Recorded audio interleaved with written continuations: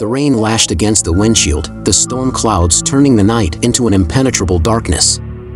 My weary eyes scanned the desolate highway for any sign of civilization, a beacon of light to guide us through the relentless downpour.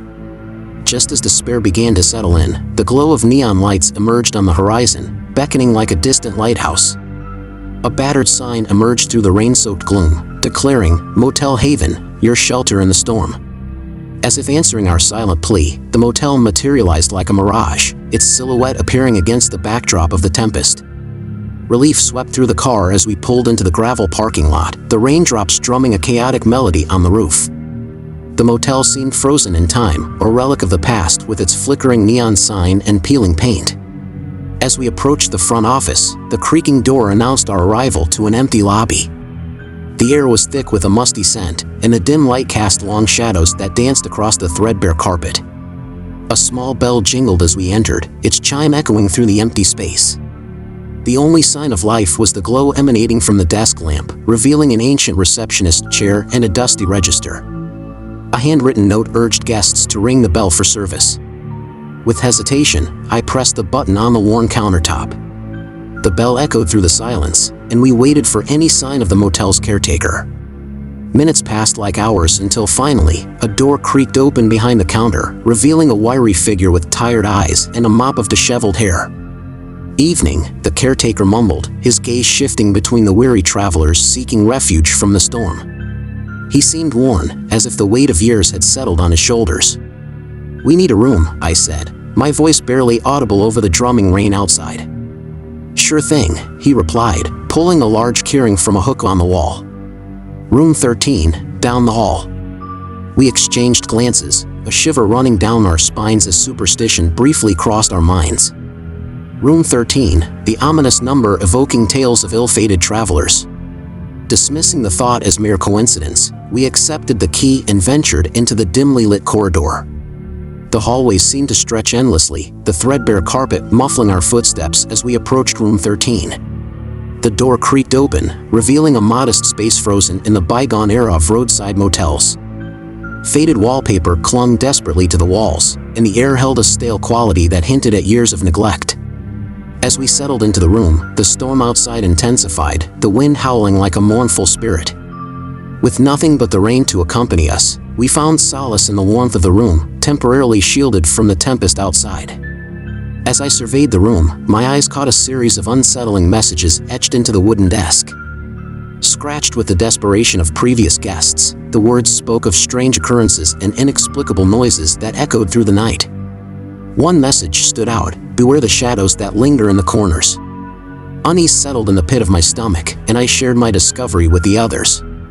The atmosphere in the room shifted, an unspoken understanding that we were not the first to seek refuge in the motel's decaying embrace. Despite the disconcerting messages, exhaustion prevailed, and we decided to ride out the storm in the safety of room 13. As night deepened, an eerie silence enveloped the motel. The rain continued its relentless assault on the roof, creating a monotonous symphony that echoed through the empty corridors. Sleep proved elusive, each creak and groan of the aging structure amplifying the tension in the air.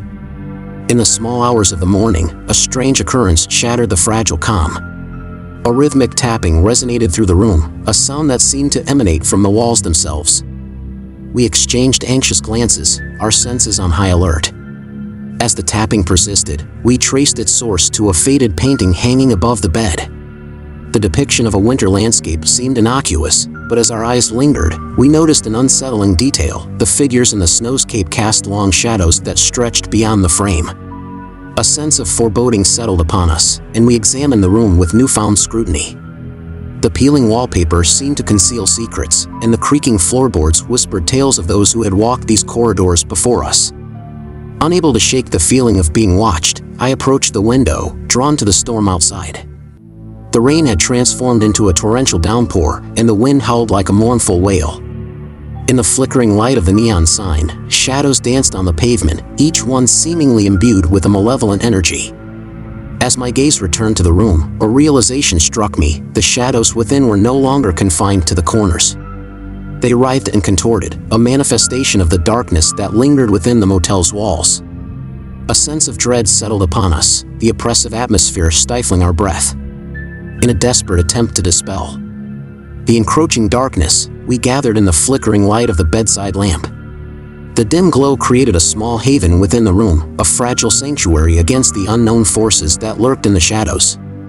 As the storm raged on outside, we exchanged fearful whispers, sharing tales of the messages etched into the desk and the tapping that echoed through the night. Each revelation deepened the mystery, our collective unease intensifying with every passing moment. In the heart of the night, an otherworldly chill permeated the room. The air seemed to thicken with a spectral presence, and the shadows twisted into grotesque shapes that defied the laws of nature. Fearful and fatigued, we huddled together, seeking comfort in our shared vulnerability. As dawn approached, the storm outside began to relent, the rain diminishing to a soft patter against the window. Exhausted but unable to find solace in sleep, we decided to leave the confines of room 13 and confront the motel's secrets in the harsh light of day. The corridors, once shrouded in darkness, now seemed to breathe with an unsettling energy. The caretaker's door stood ajar, and we approached hesitantly, our footsteps echoing through the empty lobby. The reception desk, devoid of life, held the key to unraveling the mysteries that clung to the motel's history. Behind the counter, we discovered a ledger, a record of guests who had sought refuge within the motel's aging walls. Names, dates, and cryptic notes filled the pages, chronicling a tapestry of strange occurrences that defied explanation. The motel had become a repository for the stories of those who had stumbled upon its hidden secrets. With trepidation, we turned the pages, each revelation casting a shadow on our understanding of the world. The caretaker, burdened by the weight of the motel's enigmatic history, appeared at our side. His eyes, heavy with the knowledge he carried, met ours in silent acknowledgement. "You've seen it too," he muttered, a weary admission of shared experiences. "The shadows that linger, the whispers in the night. They're drawn to this place, and none who enter leave unscathed." As the storm subsided and the first rays of dawn cast a feeble light upon the motel, we stood at the precipice of revelation. The motel, a temporal anomaly entwined with the fabric of the unknown, held secrets that transcended the boundaries of comprehension. In the aftermath of that fateful night, we parted ways with the caretaker and the enigmatic motel, forever bound by the shared experience that had etched its mark on our lives. The rain-soaked highway stretched before us, a path that led away from the echoes of room 13 and the shadows that lingered in its wake. The motel, with its flickering neon sign and tales of the macabre, became a distant memory, a chapter in our lives that whispered of the thin veil that separates the known from the unknowable. As we drove into the unfolding day, the rain-soaked highway bore witness to our departure, the motel disappearing in the rearview mirror like a ghost fading into the past. In the quiet moments that followed, the echoes of room 13 lingered, a haunting refrain that transcended the boundaries of reality. The motel, with its enigmatic history and secrets etched into the very fabric of its existence, remained a testament to the mysteries that lie hidden in the shadows, waiting to be unveiled by those who dare to seek refuge in the unknown. Let's hop onto story number 2, but before I begin reading, make sure that you have subscribed to Mr. Scare for regular horror podcasts.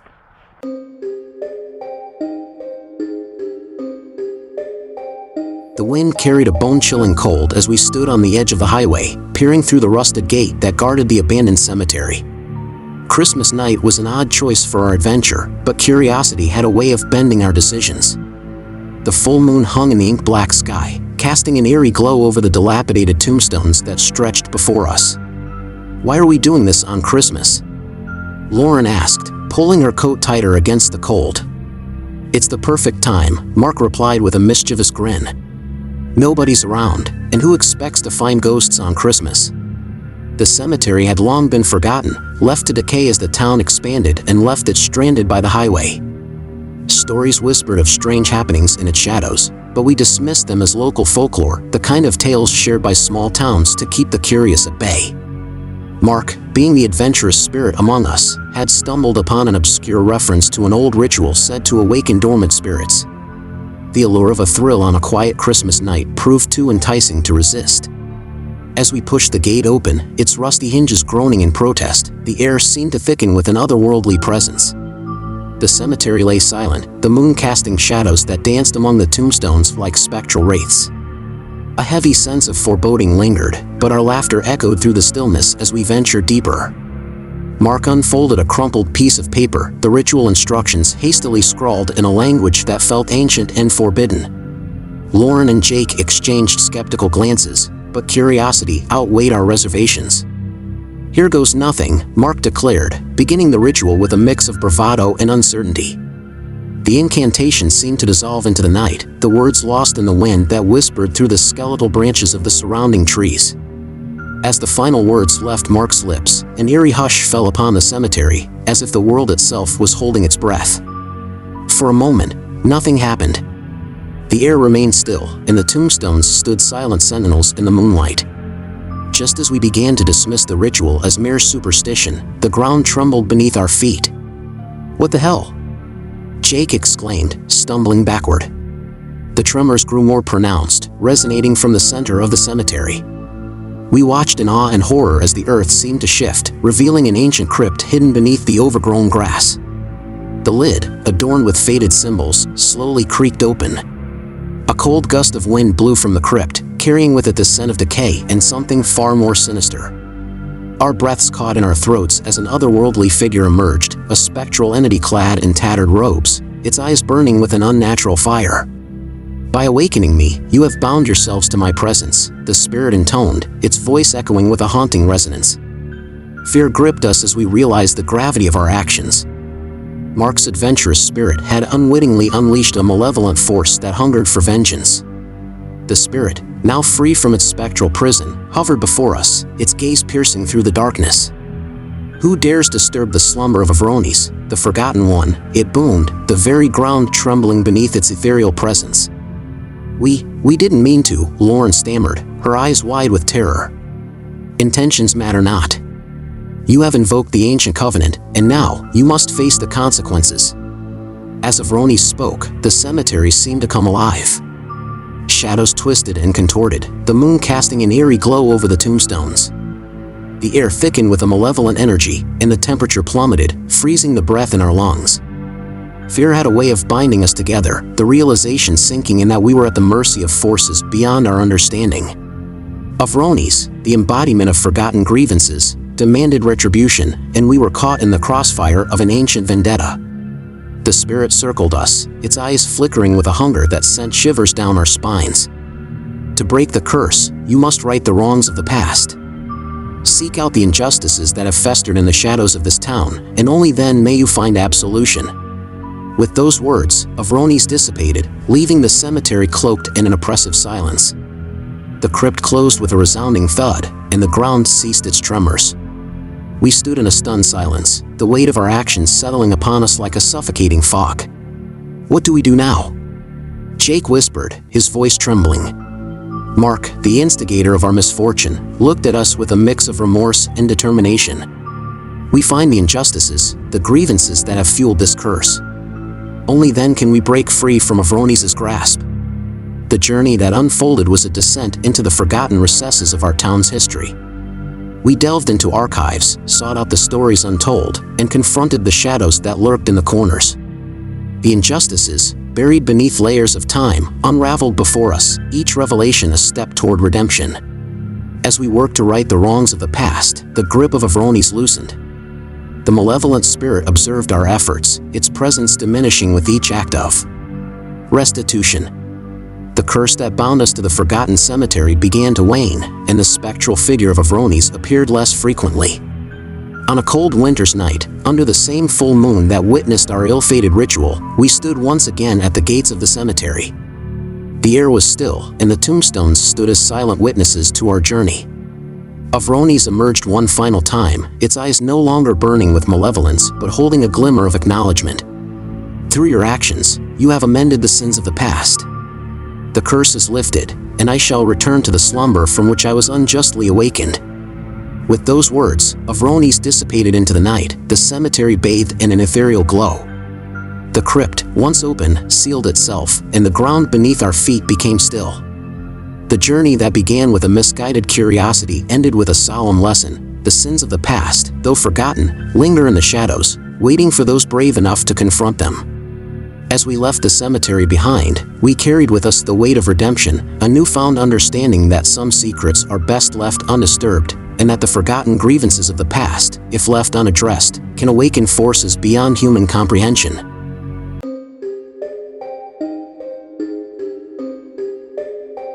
The hum of the engine and the rhythmic whir of tires on asphalt were the only companions on that desolate stretch of highway. It was the kind of road that seemed to stretch on forever, surrounded by dense forests that swallowed the edges of the pavement in darkness.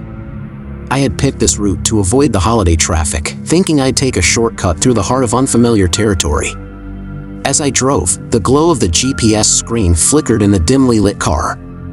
The automated voice guided me with a calm and collected demeanor, instructing every turn with precision. All seemed normal until it suggested a turn that wasn't on the map.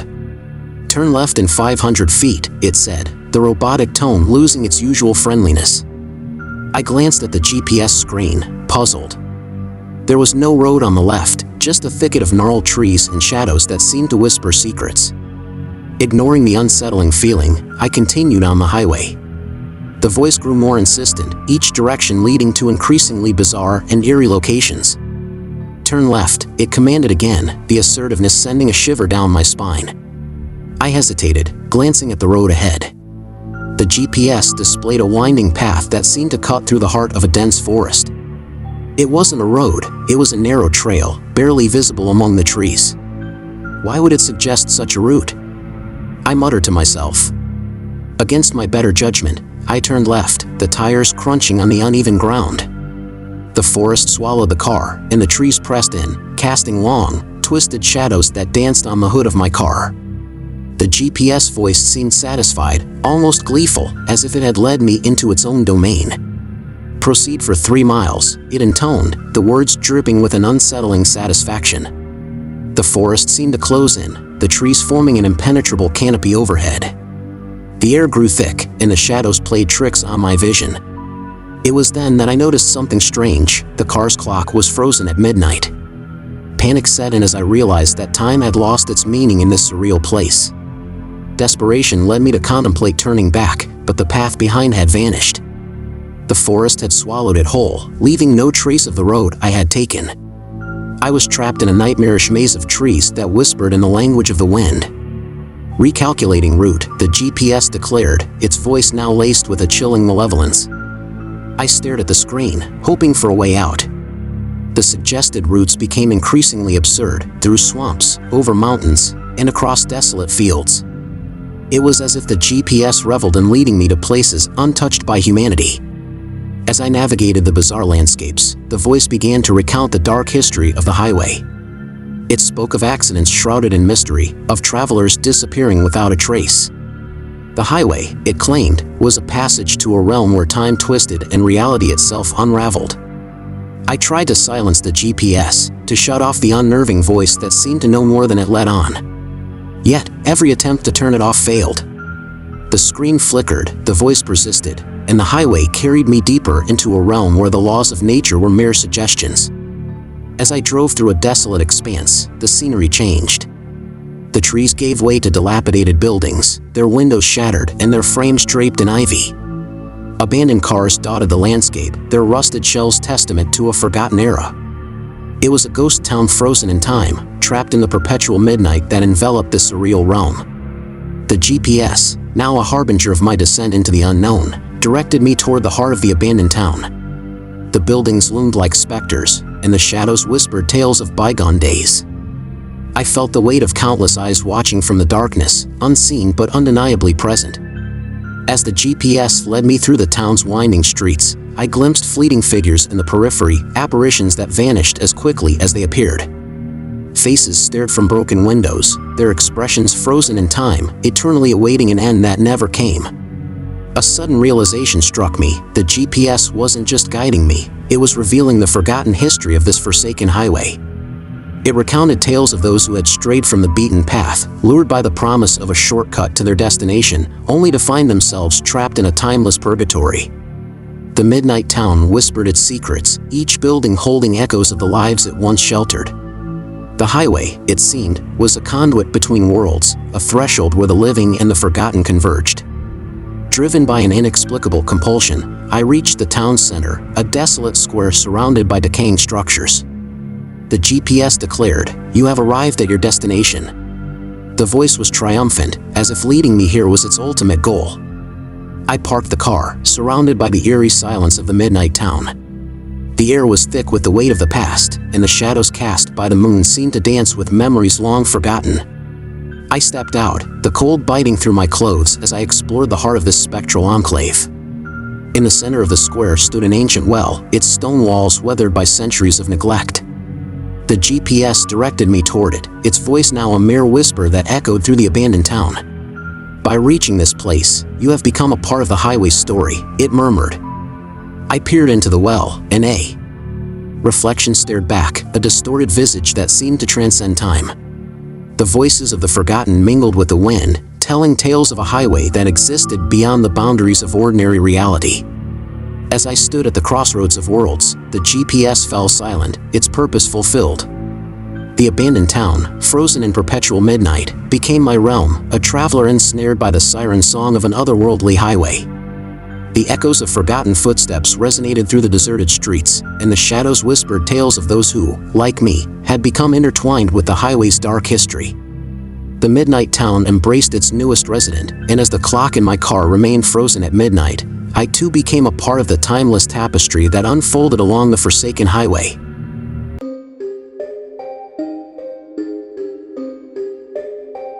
The rhythmic hum of tires on asphalt echoed through the quiet expanse of the night as I drove along the lonely stretch of highway.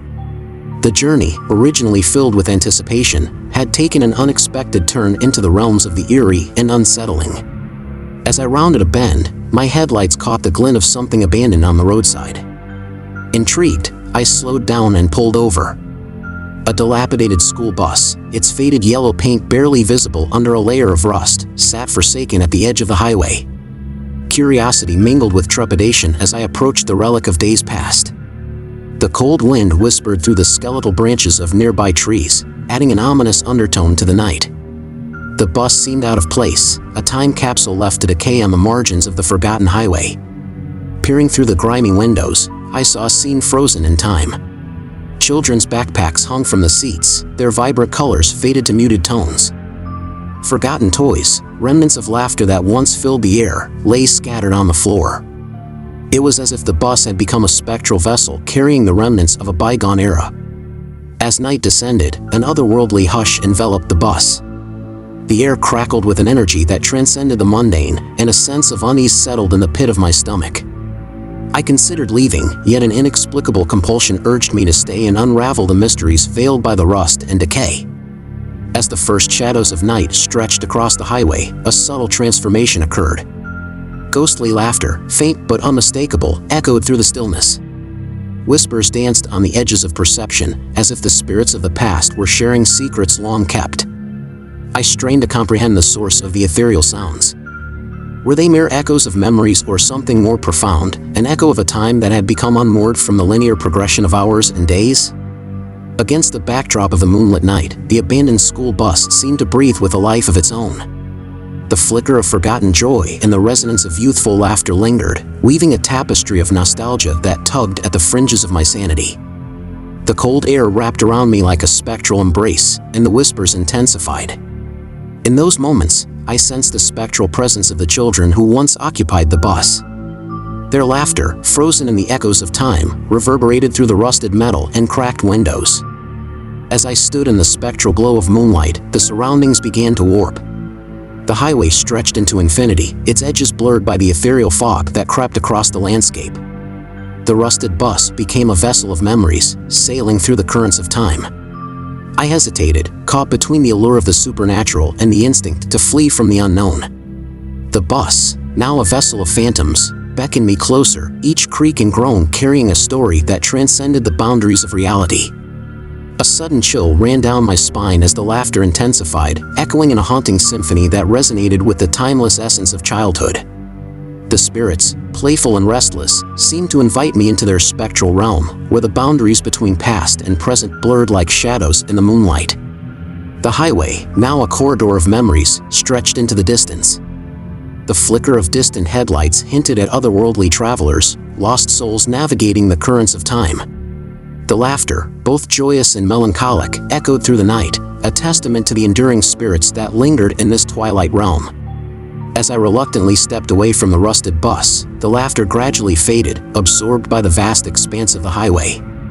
The spectral fog lifted, revealing the mundane reality of the deserted roadside. The school bus, once a vessel of memories, now stood silent and still, its ghostly occupants returning to the shadows of time. I resumed my journey, the echoes of laughter lingering in the recesses of my mind. The highway, a ribbon of asphalt cutting through the heart of the night, carried me away from the spectral enclave.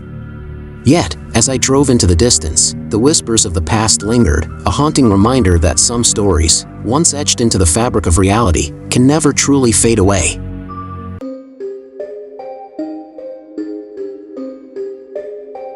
The dull hum of tires on asphalt echoed through the night as I approached the isolated toll booth on the seldom-used highway. The air was thick with an eerie stillness, a silence that seemed to amplify the weight of the unknown. I glanced at the desolate surroundings, wondering why a toll booth stood in such an isolated spot. As I pulled up to the booth, I noticed the toll collector, a silhouette cloaked in the dim glow of a flickering overhead light. Their face remained hidden in the shadows, obscured by the brim of a worn-out hat. An unsettling chill ran down my spine as I handed over my payment. The toll collector, with a deliberate slowness, counted the bills. Their eyes, shrouded in darkness, seemed to penetrate beyond the surface, delving into the recesses of my soul. A discomfort settled in the pit of my stomach, as if an unseen force had begun to unravel the layers of my being. "Your fears," the toll collector murmured, their voice a spectral whisper that rode the coattails of the night wind. "You carry them like baggage on this journey of yours." A shiver ran down my spine as the words hung in the air.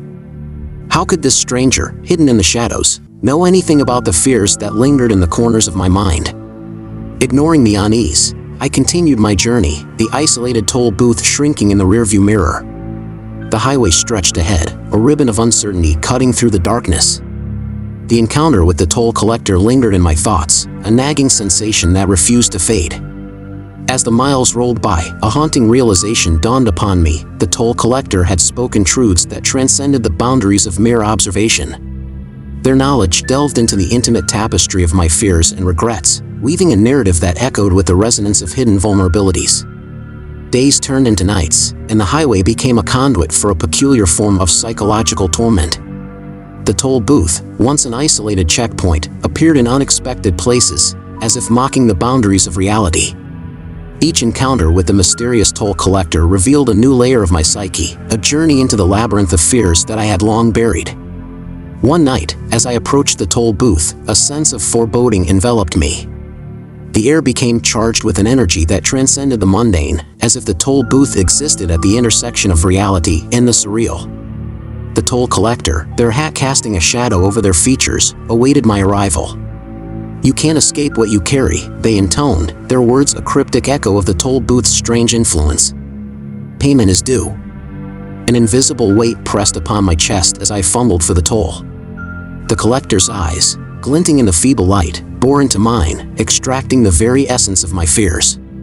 With a reluctant hand, I surrendered the payment, acutely aware that the toll booth was not merely a physical barrier but a gateway to the darkest recesses of the human soul. As the days melded into a continuous blur of highway landscapes, the toll booth became a recurring nightmare, a specter that haunted my every mile. The toll collector's revelations grew more unnerving, each encounter a descent into the labyrinth of my vulnerabilities. Refusing to pay was not an option, the consequences were unimaginable. Those who resisted the toll found themselves ensnared in a nightmarish loop, reliving their deepest fears in an endless cycle of torment. The highway, once a symbol of escape, became a perpetual purgatory for those who dared to defy the toll collector's demand. The toll booth, with its flickering light and enigmatic collector, became a symbol of existential dread. The highway, once a path to freedom, now represented a circuitous route through the corridors of the mind. Christmas lights adorned the toll booth, casting a surreal glow that juxtaposed with the horror it concealed. In the cold grip of the night, I approached the toll booth once again. The toll collector, an enigmatic figure shrouded in the trappings of the season, extended a skeletal hand to receive the toll. I hesitated, grappling with the dread that coiled in the depths of my consciousness. "Payment is due," the collector insisted, their voice a spectral whisper that resonated with the dissonance of a twisted carol. With a heavy heart, I surrendered the toll, aware that the highway and the toll booth were not mere conduits for physical travel. They were metaphysical realms that laid bare the vulnerabilities of the human soul, a purgatory where fears and regrets took tangible form. As the toll booth faded in the rearview mirror, a haunting certainty lingered. The highway would stretch into infinity, and the toll booth would continue to stand as a sentinel of psychological torment. The journey, no longer a simple passage through space, had become an odyssey through the darkest corners of the mind, where the toll collector awaited, an arbiter of fears in the guise of a spectral figure beneath the Christmas lights.